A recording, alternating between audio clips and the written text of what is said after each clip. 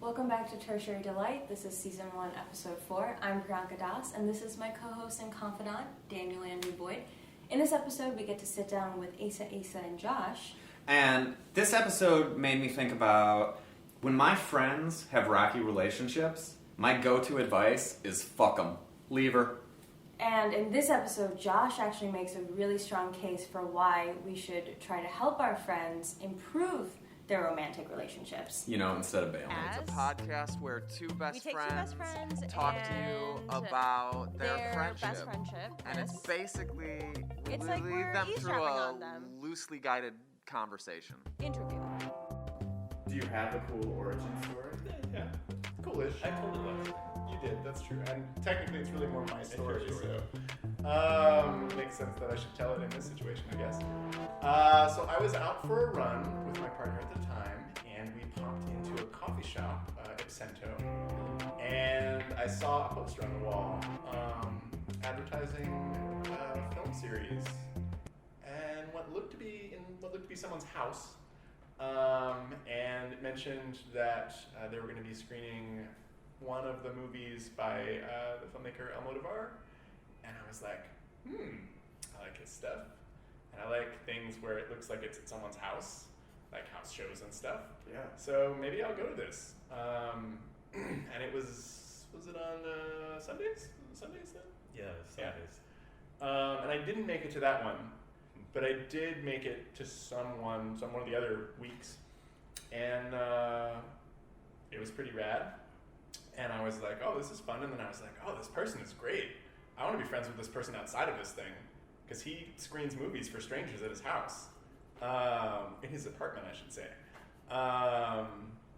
And so then, we very quickly became pals. And not long after that, I was also helping to run the series. The Logan Square International Film Series. So this is all done in your apartment? At the time. Oh, okay.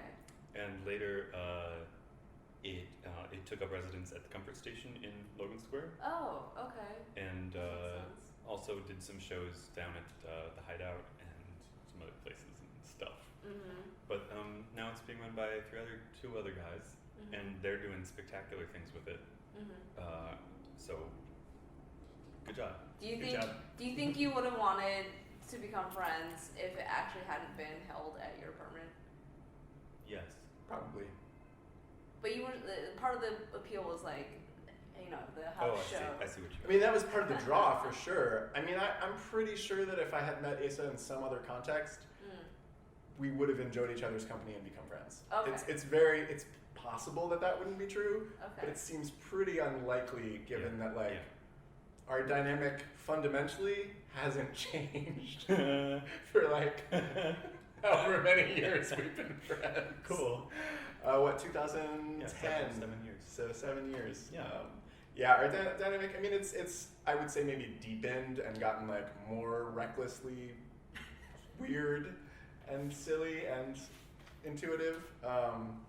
But the baseline seeds of it were around in the beginning. So, also, what makes, and I think this is a good general question too, what makes you consider, or what makes you consider something in a friendship, moving beyond the this is a cool acquaintance I know who runs movies and screens them at their home, what makes it a real friendship? Yeah. So, to speak for myself, and he's talking a lot, so I want to learn what you're... Yeah. I mean, I guess within the context of your specific question in terms of what made me want to go beyond, to ask him if we could hang out outside of that, was just, the vibe was good. I mean, as was mentioned earlier, we're both folks who like to have really sort of direct, in-depth conversations with people pretty immediately, and we're both like that. And so for me, when I meet someone who I really dig, I'm like, cool, I want to spend more time with you. We have a good vibe. And then we see, sometimes our schedules mesh and we hang out more, and sometimes they don't, and we hang out less. And it was such that Asa's always, also one of the other things that made it easier to develop a friendship with him, from my perspective, was that he is very predisposed to spontaneity if his schedule permits it. He's not always available, but if he is available, he's usually up to do all sorts of things.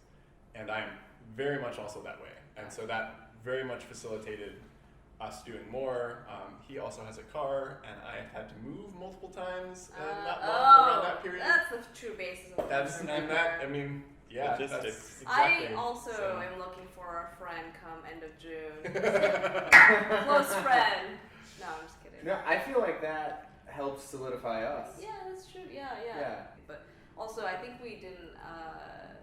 If you can do more lengthy, like self-describing, whatever introductions, Just from the beginning. that would be great too. Yeah. So.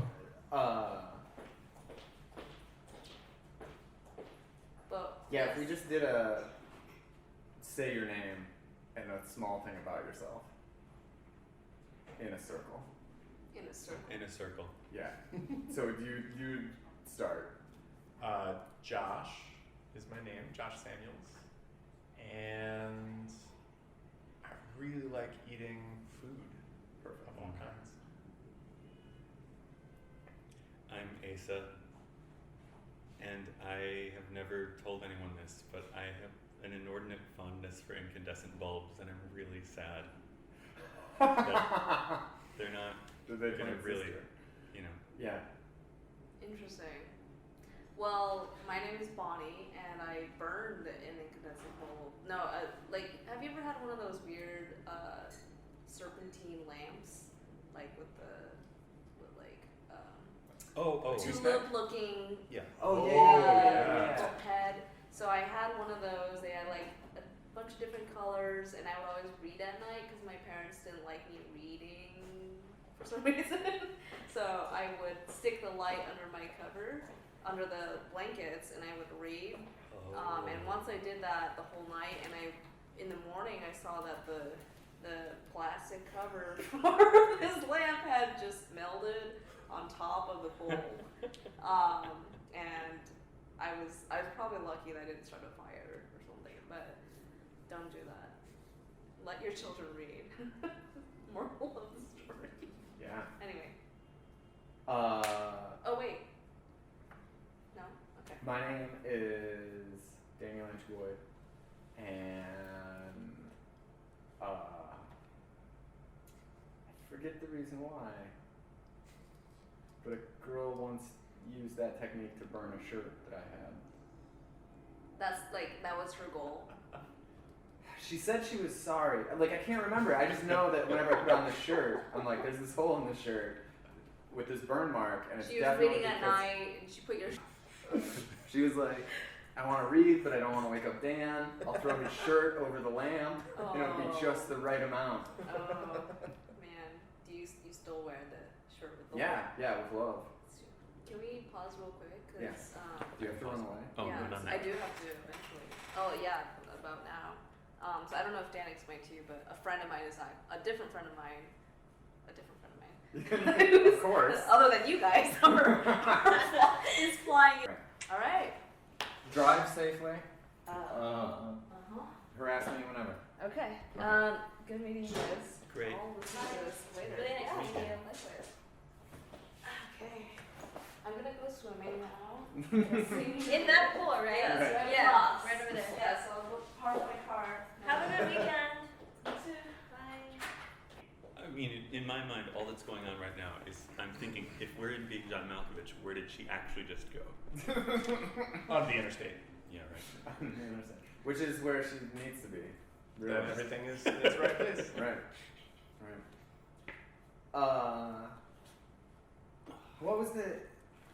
What was your impetus for doing International Movie Club night? And were you doing it all by yourself? Yeah. Okay. I had just moved to, not just, but whatever. I had moved to Chicago, didn't know people in my neighborhood. I thought it was dumb that it's hard to meet people in your neighborhood. I had a projector, and I had Netflix. And I'm like, And then I had this huge queue, and I'm like, when am I going to watch all these stupid foreign films? Oh, I know. And I'm like, okay, well, I'll make a movie poster. Hey, look, I'll try to make a logo. Ooh, it came out neat. I'll go to print them at Office Max, and I'll hang them up in coffee shops. Had you ever done anything like that before to make friendships? I tried once, Okay. and it didn't. In a different city? Yeah, or? yeah. And Yeah. The setup didn't make any sense, but I was just trying out my chops. Right. Because I don't know if you know what I'm talking about. I think so. Oh, then okay, I think I'm thinking of something different. Oh. Tell us what you're thinking of. So, when I lived in Davis, California, which is like the worst year of my life, I was like, I'm gonna watch American Beauty tonight, and guess what? I'm gonna put up signs around the apartment complex, and with like, you know, the girl and the rose petals, and be like, American Beauty, 8 p.m., apartment, whatever it was. But of course, no one came to that because that's like, who's this? Like in Davis, right? But in Logan Square, there's enough people who are like, hey, this looks cool. I wonder what this is about. Right. Or whatever the non-bro version is. Hey, that looks interesting. I was thinking of a different thing. What was the thing? Primer. Was that before that? Wasn't that before that? I don't know. I don't know. So It's your What life. was the thing? Primary? Is that what you said? Okay. There's a movie called Primer by Shane. Oh, yeah. I figured if you haven't seen it, let's watch it. Correct. Okay, great. Or we're already in it right now, perhaps. Back in the day, on your Facebook profile, when you listed your likes, if you clicked on one of someone's likes, like if you like You could Primer, see a whole group of people. you would see the people who liked Primer. Right. Yeah, and I was like, I'm inviting all these people to my house right now. And I did, and like 4 came. That's pretty good. Yeah. But I guess that must have been. Did they come to see the movie? Yeah. Oh, that's awesome. I was like, hey, I'm That's showing Primer. You said it's your favorite film. Come on over. It's cool. Yeah, that's very cool. But now you can't do that anymore. Or maybe. I don't think you can. I don't think so. Yeah. I used to have a friend who, that's how he got all his dates. He would go and he'd look up things that he liked on Facebook. And then he'd find girls who liked that thing. He'd just message them and be like, I don't know jack about you, except that you like this thing, and we're, you know, one of 15. We should meet. And it was very It's pretty successful. compelling. Yeah. Yeah. And yeah, I did. People would come and they'd be from the neighborhood, and I'd be like, "Hi, I'm Asa." Yeah. It was great. I think it's never, that's not true. But I think it's interesting. I think there were people who are interested in that notion of like, how do you make friends? It kind of, I've got a friend who plays a lot of massively multiplayer games, and I was doing it with her for a while, and it sort of bummed me out because there were so many lonely people on it. How did you know they were lonely? When I'd talk to them, and they would just say it. You know, there were so many who just like. Plus, there was an addictive personality thing in myself, so I was on there a million hours a day, and I was like, "You're on here a million hours a day. What's wrong with your life?" And then they would tell me. And it's a bigger swath to the population than I thought you said swastika. Swath. Yeah. When I was a little kid, my mom kicked me out of the house and she said, "You can't come home until you have some friends." And I just walked and knocked on people's doors, and it was like, my mom said I need to make friends, and they were like, "No little boys live here, keep going." Yeah. And then did you eventually buy Yeah, we ran into a house that had like 8 boys, and the first one to open the door was 5 or 6 years younger than me, which was too young. But I ended up doing like sort of like a Goldilocks thing, and I would be friends with the little one, and then I was friends with the older one, and then finally I was like, oh, this one kid's my age, and it was like, then we became best friends for the years that I lived in that neighborhood. Fantastic. Your Yeah. mom. Right. Thanks. Yeah. Yeah, people are mortified by that story, and I find it one of the more endearing of my mom's stories. I mean, I wonder what the mother of those kids must have thought of your mom when they heard your story. Like, oh, hi, my mom said I can't come home till I have friends. Right. Jesus, my kids have to be your friend. Yeah. I do have kids. Can't hide them now. Right. I think that, yeah, there's pity on me. Yeah. Good job. Thanks. Are there... How... You both strike me as people who have had friendships for long periods of time. Is that true? Like, what's your longest friendship? 20... What was probably 20 years, 21 years? Yeah, that's serious.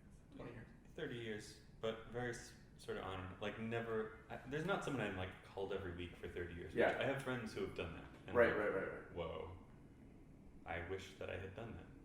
But anyway, I also got a head start on you. It's true. Okay. We're not the same age. I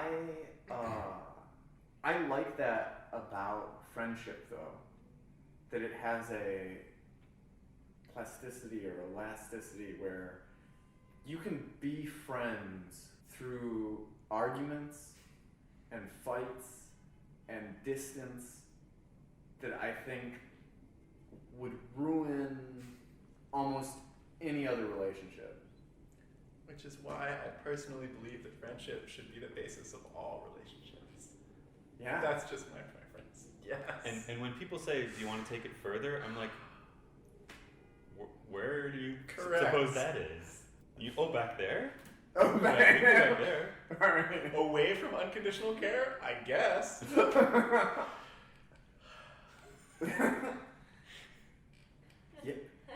Yeah. I mean, that is an emotional interplay. We can experience it if you want. Yeah. Yeah. Has there ever been a point in time where there was contentiousness in your two relationships? Well, I wouldn't.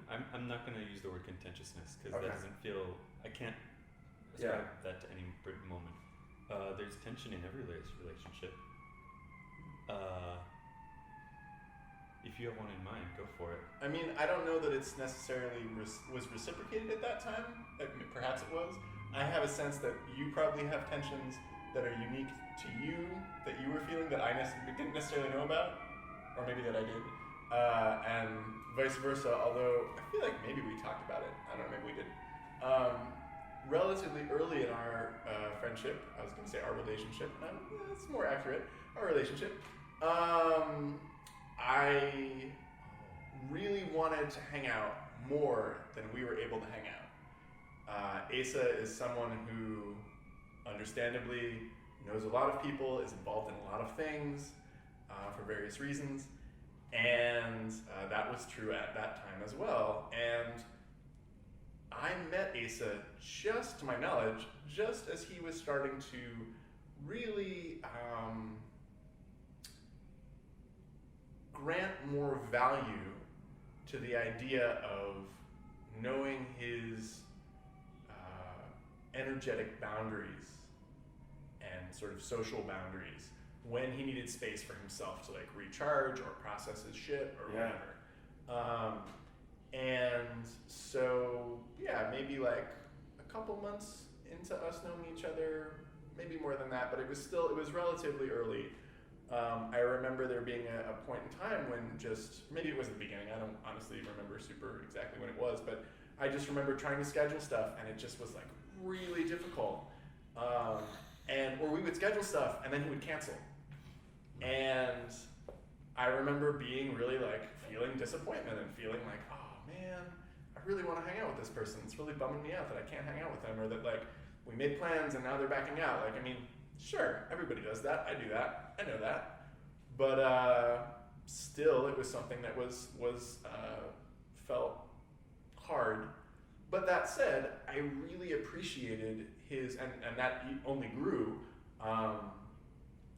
But I did appreciate his clarity, ability to be clear about his boundaries and about like the fact that he needed space or time or whatever, and that he would let me know when he wanted to hang out, or I would check in with him and he'd be like, oh yeah, let's do this day. And I didn't mind doing that. But it's just that there was genuineness and honesty about kind of where he was at and what he needed. And as I say, that's something that like I watched him develop more and more strongly, that sense of himself.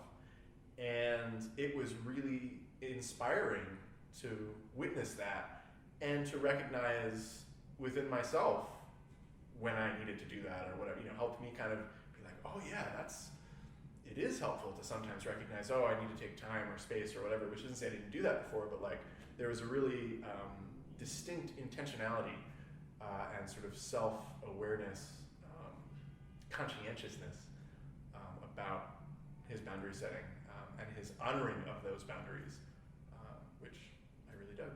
So, yeah, thank you. That specifically happened when we were hanging out last, and it's one of the first things I said when I was leaving. I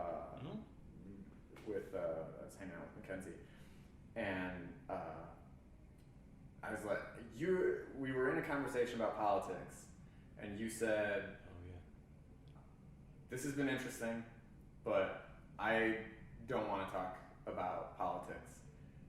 If other people do, that's fine, but I just want to make it clear that I would like to talk about lighter fare this evening.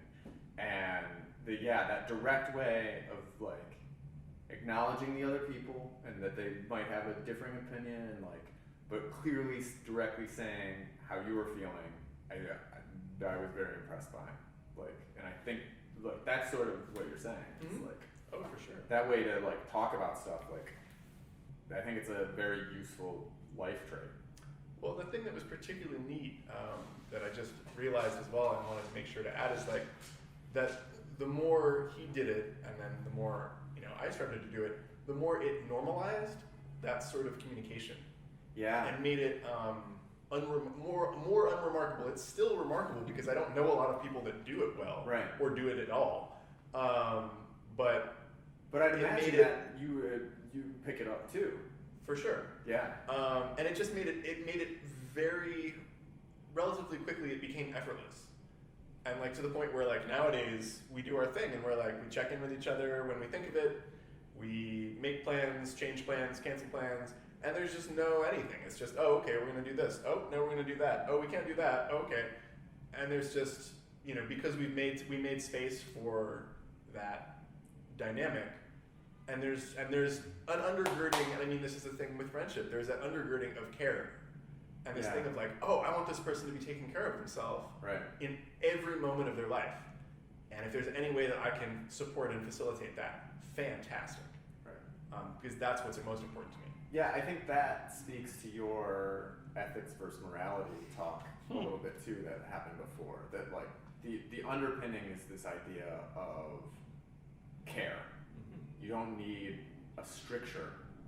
You need to assess situations as they come, and what are the building blocks of how I deal with this. Right. And to say, if something has come up, if Asa cancels on me or changes plans or whatever, does something that really like discombobulates me, that I can say, oh, hey, can we make a point of making a new date right now? Or like, oh, I'm really like freaking out.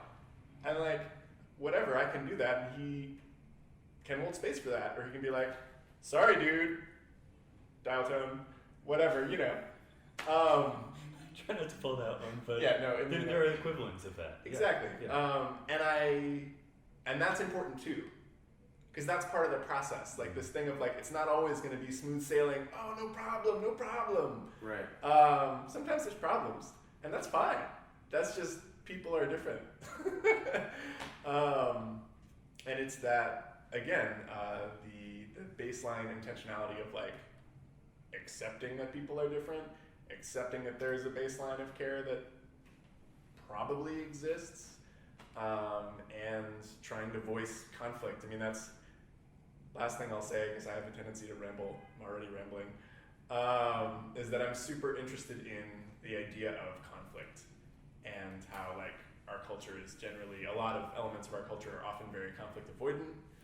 I understand why that is, but I think conflict is very fascinating because it's usually rooted in extreme vulnerability, and I like the idea. I'm not super good at this yet, but I'm really interested every time I remember that this is what I want to do, like going toward conflict and trying to, I mean, you know, not if it's like unsafe completely or something like that, you have to assess that, but like in most cases of like socio-emotional conflict, you just have to figure out how to make space for it to like release itself. Because there's something there that's triggering it, and that's really important, and we usually try to minimize it or ignore it or gaslight it or whatever, and that's super bullshit. But it's hard because that's, our culture is all about that. I think that's an interesting point that you think that are really made me appreciate the people here to have conflicts and don't avoid them. And I had a couple of issues like that. But on the flip side, I used to tell people that I loved conflict avoidant people. Because I was like, you know, and another way to say that is like, a lot of times those people are passive aggressive, right? They don't want to tell you, so they're just going to like do some bullshit way to tell you whatever their thing is. Oh my God, those were the best. Because you just don't have to give any care as to their feelings or anything. You just walk right over them because they're never going to mention it to you. And you just do whatever you want at any point in time. Do that. Wait, were you saying that ironically? No, not exactly. Mostly no. And in my head, you know, in a friendship circle, that was all of our positions, basically. And so it was more, you know, our justification for that was basically like, this will teach these people to not do this anymore. And that eventually, like, they're gonna find that to be true. Yeah, probably they just stopped hanging out with me more than anything else. Are these people raising children now? None of them are raising children. Okay, sounds good. Yeah. Okay. I mean, it's so certainly not passive aggressive children. I take the point actually. Yeah. At a sort of at the level of analysis that statement exists at, it's true. It's just that there are other levels of analysis that I subscribe to. Sure. And I do recognize what you're saying in terms of like cultural distinctions, because I do think that there are ideas of cultural honor and respect which are intuitively different in different places, and I think that can be like healthfully functional if everyone has a baseline of knowing, like understanding how that works. Yeah. So I feel like that's legit. I just feel like, at least in my experience in the US, which is where I've basically spent my entire life, people who are conflict avoidant tend to be conflict avoidant not because they're trying to show care and shore up social conventions. Sometimes there is some shoring up of social conventions, but usually that's a defense mechanism. That's like an avoidant defense mechanism. They want everything to be fine so that they don't feel bad. That doesn't mean they actually don't have issues. And a lot of people don't even necessarily care about having everything be fine. They just don't want to deal with the issues. And I personally am like, I don't feel like that's rooted in like general respect and care. I feel like that's just rooted in like fear. Right. And And I totally get that because I have done a lot of it. I'm super familiar with it, but I just don't like it very much. I'm gonna do some later tonight. I have it planned. Yes. I hope you enjoy it when it happens. Yes. Surprises. I think that this is a tough one to come off the top of your head, but maybe not. Moving forward on this conflict and the conflict resolution sort of thing, are there problems that have arisen with other people in your life or just things that you've had to tackle together?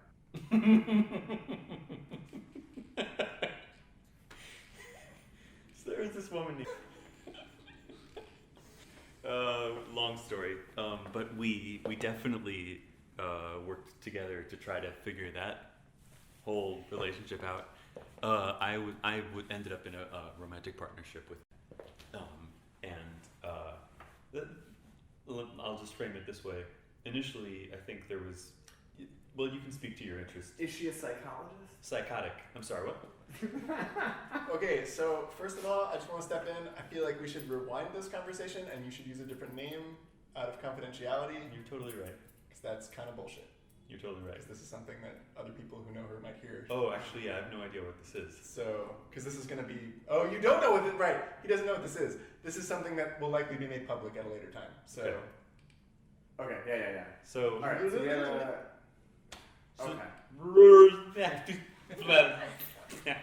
Okay. So, there was this woman, Shayla. Right. She was from Australia. Anyway, Josh and I met her at the same time. Mm-hmm. Right,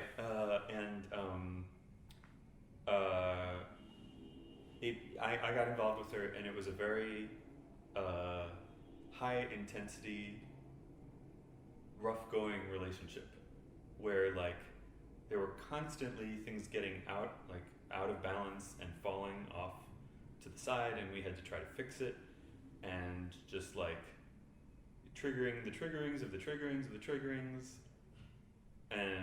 but we're gonna go for it because we're doing this. Yeah. And anyway, excuse me. Yeah, that is cool to hear. I've never actually. We didn't do like a post-mortem on this circumstances. I forgot she died. That's right. So yeah, or a debrief. After the. Keep them on. So that's cool to hear. It's not tremendously surprising, but it's still nice to hear. I hadn't really thought about your perspective on my element in that situation. Yeah, I don't know. It was pretty automatic for me. Asa was an important person in my life. Shayla had become an important person in Asa's life, and also became a good friend of mine as well. So that was also like an element of it, because I'm someone who like generally wants to be friends with most people. That has meant that I've like largely become pretty good friends with most of Asa's partners, although it's interesting because his current partner, who I would say of the partners I've been around for is the strongest partner he's had to date. They're also still together, so that's a thing. But that partner is someone who I think one of the major distinctions is really has her own life distinct from his life. They overlap a bunch, but they also don't. They also like really do their own thing, and because of that, I don't want to like necessarily hyperanalyze that relationship, but like that's an interesting quality, and so as a result, I consider her a solid friend, but I don't really know her very well. We don't hang out one-on-one all that often. We have occasionally. I enjoy talking with her very much. Yeah. But I didn't develop a really intense relationship with her in the same way that, for example, I did with Shayla, because she was always around. And so, I mean, It might have been later on that she could have become less around, just because she was around at the beginning, because there was some period where we interacted a lot. We really got to know each other, and then we dug each other, and we kept being friends. It was interesting because we tried being friends after they broke up, and that only lasted a fairly short period of time before she was just like, I'm sorry, I really enjoy being your friend, but I just can't, like, this is really hard for me because you just make me think of Asa. Yeah. And I'm like, totally legit, no problem.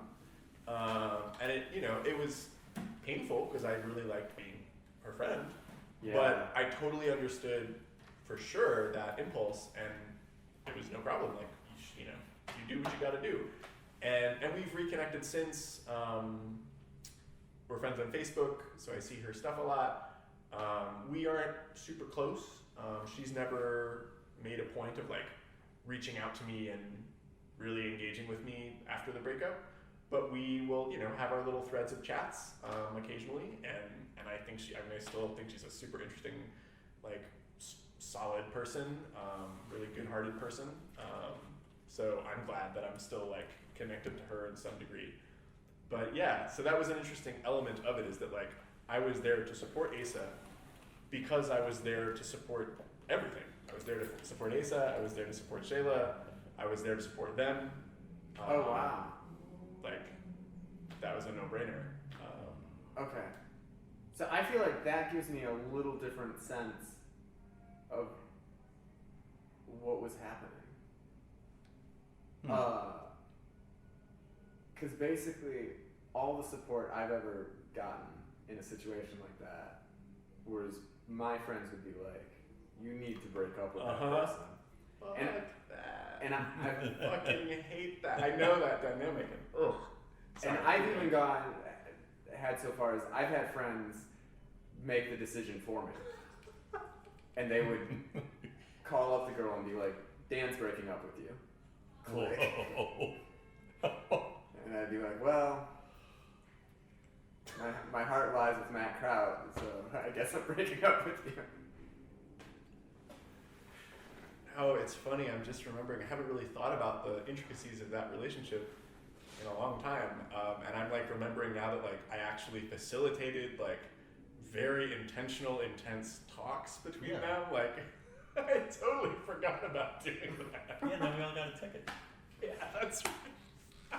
Like a speeding ticket? No, we were out in the park after hours, or on the lake shore, because Shayla lived by the lake. Yeah.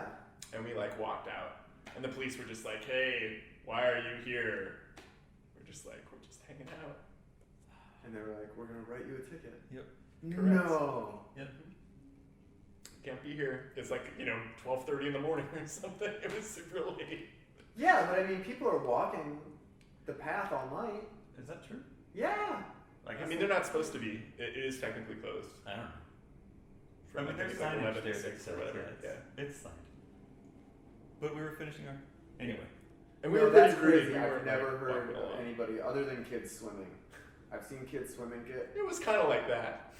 Okay. I mean, that's probably what the cop was like, yeah, you were just swimming, I bet. But he didn't say it, but that's because like... that's they don't care if you're moving. Right. I mean, we were pretty static. We were like, we were not moving. But the fear is because people have drowned before. Oh, that's interesting. Yeah, we weren't in the water. Yeah. But physically. But do you think that there's a possibility that they actually did think you were swimming? No. Oh. He's just... I don't know. I'm so mad anytime I hear anybody's been given a ticket. Oh, we can talk more about that later. It's a whole other session. I don't know if you wanted to talk, like, you didn't talk about your conflicts. If there was any solo conflicts, if you wanted to go on that. I talked about my end of it. But. I do some of that. I got a lot of inner conflict. Okay. All the time. And I really appreciate your insights on the nature of conflict and what riches lie there. Yeah. So like I experienced related to some of the stuff you're talking about, like at one point you were like, hey, what about like if what about that back room in your apartment? Like, and part of me was like, no, it's really good for our but I didn't say anything out loud. I'm like, I'll check with the roommate. And I did check in with them, but then I was like, also like, what? This doesn't feel. I don't think I can do this. But then I didn't go back to Josh and be like, I don't think I can do this. I was like, they're roommates. I don't think it's gonna work out. Just not vulnerable enough. But I had a lot of conflict because like it's not like I didn't love this person or like they couldn't like it would have been fun. There would have been a lot of great elements to it, but I like couldn't like deal. Like we're talking about my possibly living. They had like an enclosed back porch. Yeah. And there was a point in time when I was like trying to figure stuff out. And I was between places, and so yeah, that's specifically what that was about. So that was a good inner. That was conflict about our relationship. I would experience conflict sometimes about like we would have just gone somewhere and had a good time and hung out and whatever, and then I was dropping you off or back snowsuit or something, and we would end up like sitting in the car and talking for like an hour. Yeah. Which was really cool, but I always was like, I want to be back in my place. I'm definitely, And you got the rambling, and it's just a funny style thing. It is. And I very much, that's something that I've become personally like super aware about myself, and that's actually something in like recently that I've been like I just need to set timers when I hang out with people. Because I have a tendency to just like, want to keep talking with people, and often, although maybe not always, it's reciprocated. But then by the end of it, I'm just like, God, I'm fucking destroyed. We were only talking for like an hour or 2 hours. Maybe it was longer than that. But then it's just like that idea of just like completely draining all the energy, like squeezing every little drop. And it's like, no, I don't need to do that. Doesn't actually feel good. Right. Like it feels good to have conversation and engagement, but like it doesn't need to go until it's completely exhausted. Like I personally am super into in like social interaction, direct social interaction situations. If I go to a show or something, I definitely have gotten into the habit of being like, oh, cool, I'm good. Like I'm gonna leave now when when my body is like, oh, it's time to leave. Yeah. Which is awesome. Like if I go to a party or if I go to a concert or whatever, like, you know, plenty of times I might stay to the end, but like also I might leave after the first band or after 45 minutes at the party, or I don't know. And just having that internal clock about like what feels right. And that's something I'm still working on, like I say, interpersonal. And part of that is, I think, because I grew up in the middle of nowhere, an only child with two people who couldn't communicate very well, and so I just, when there's good social engagement, I'm just like, oh God, I'm so hungry for that. But that doesn't mean it's not good to, moderate. It's funny when I haven't been with people for a while, I'm even more resistant to wanting to talk or listen to them, which is not normal, right? Mm-hmm. It's weird. Yeah, I mean, I'm used to being alone a lot, and like my job is to be alone, fundamentally. So like, yeah. Yeah, but he actually can get you linked up with that. Yeah, that was real. For like the last 5 minutes. Yeah, that was great.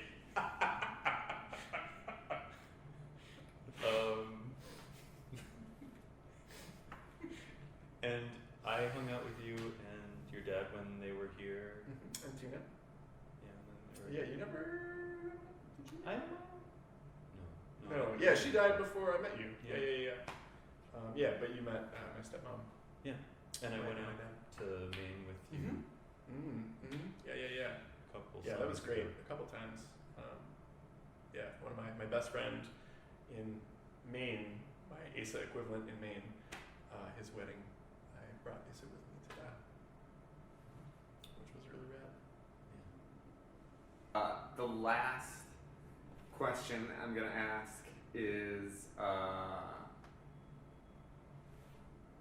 probing into the future.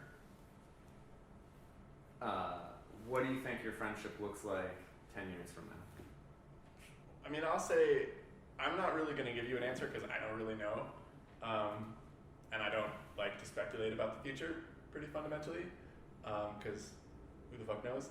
I will say that Asa once made a phenomenal doodle on a napkin of the two of us sitting at a table. I think we were in front of what you have it in Andersonville. I agree. We're in Andersonville. Kopi. Kopi. Yeah, we were sitting at a table outside of Kopi, and I forget what prompted it, but Asa started making this little doodle of the two of us sitting at this table, and put it up on Facebook on this napkin, and then I captioned it "Grumpy Old Mention," because we're both Jews, and so I like to think of us like that's a vision that's in my head of like the two of us as like actually somehow becoming cantankerous old people In Andersonville. in Andersonville. No, that's perfect. That's great. For my part, yes, to not knowing what life is to bring, but informed, I think, by our trip to New Hampshire, which, like many other trips we have gone off on in a car, was just like rummaging through the wilderness is the best phrase I have for it, and just doing our thing and knowing that that's a vehicle for our relationship that is like feels very solid and something to return to, because like we spent our friendship both here in Chicago up until this last year, and like I'm not going to be in Chicago that much longer. You're not necessarily in Chicago, Right. except here and there. Right. So the not the gate. That's not the right word. The strep. What is it called?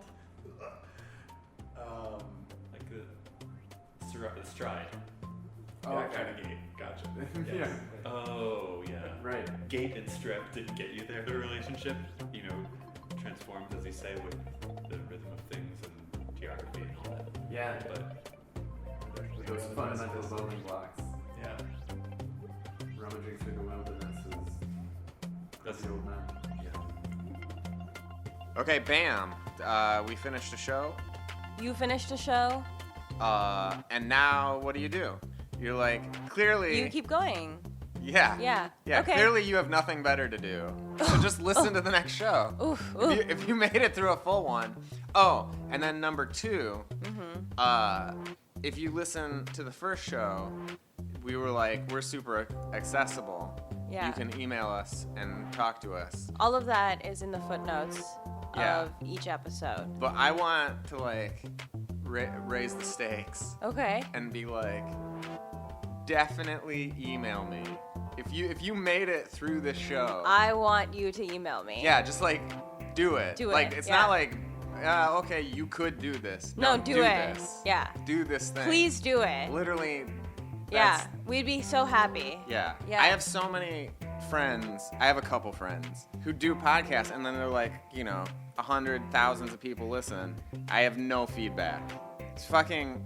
I want 2 people to listen and just send me feedback, and then I'll feel good about myself. Great. Okay, well, if you're going to be one of those 2 people, we're looking forward. To getting your email. Yes. Okay. Great. Catch you in the next one. Yeah. Thanks.